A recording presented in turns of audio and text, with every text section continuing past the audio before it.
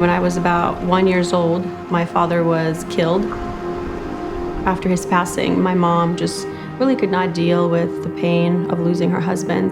I kind of had to step up and be the head of the household at a very young age, 5 or 6 years old, taking care of my sister, looking after my grandparents, going from cottage to cottage and begging for food because I was too young to work at that time. I was mostly concerned with my sister Tanya, though. She was my main priority.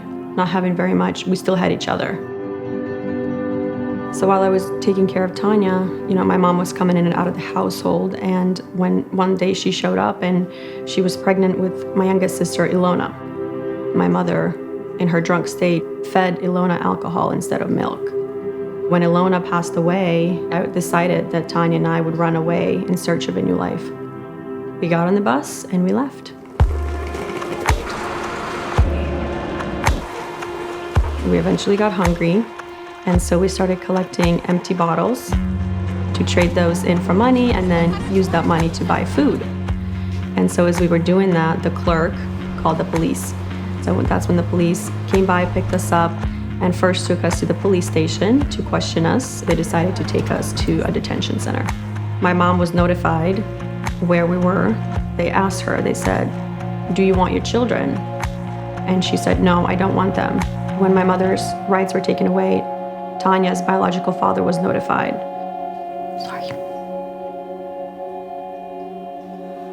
I remember Tanya's father telling me, "I'm taking Tanya home with me, but I don't want you because you're not my daughter." All I could feel was heartbreak. But I knew that I had to let her go.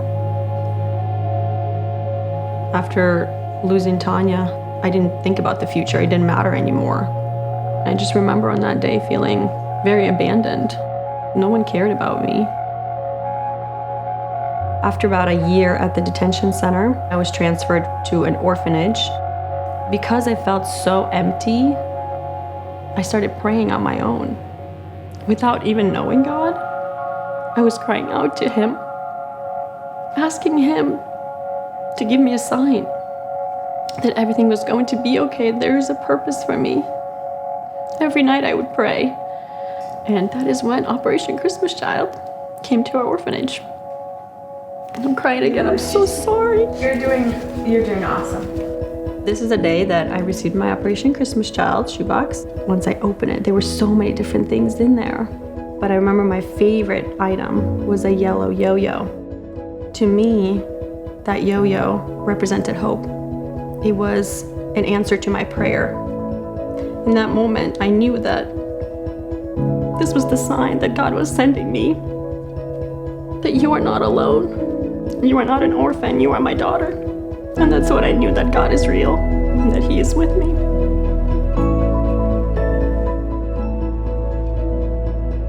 The orphanage sponsored a choir trip to United States for 2 weeks. Because I was on that choir, I had the opportunity to travel to United States. And during the second week, I was hosted by a family in Virginia.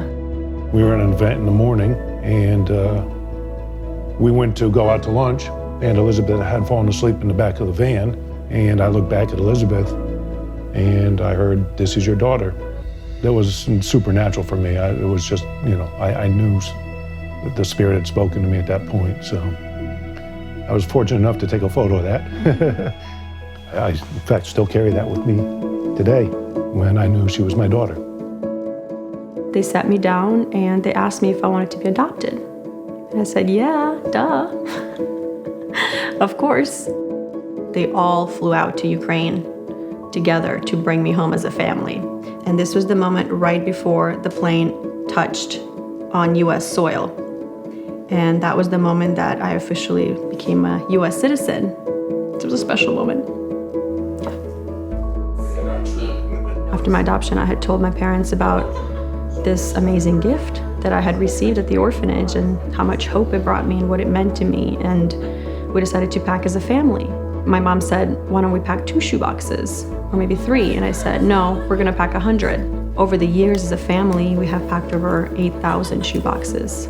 Operation Christmas Child is a part of my life. So anywhere I go, I always bring it with me. Starting as a family, packing shoeboxes, going to college and getting people involved there, going to grad school and having my friends at grad school get involved and professors get involved, people at my gym. Anywhere I go, I'm always going to take it with me.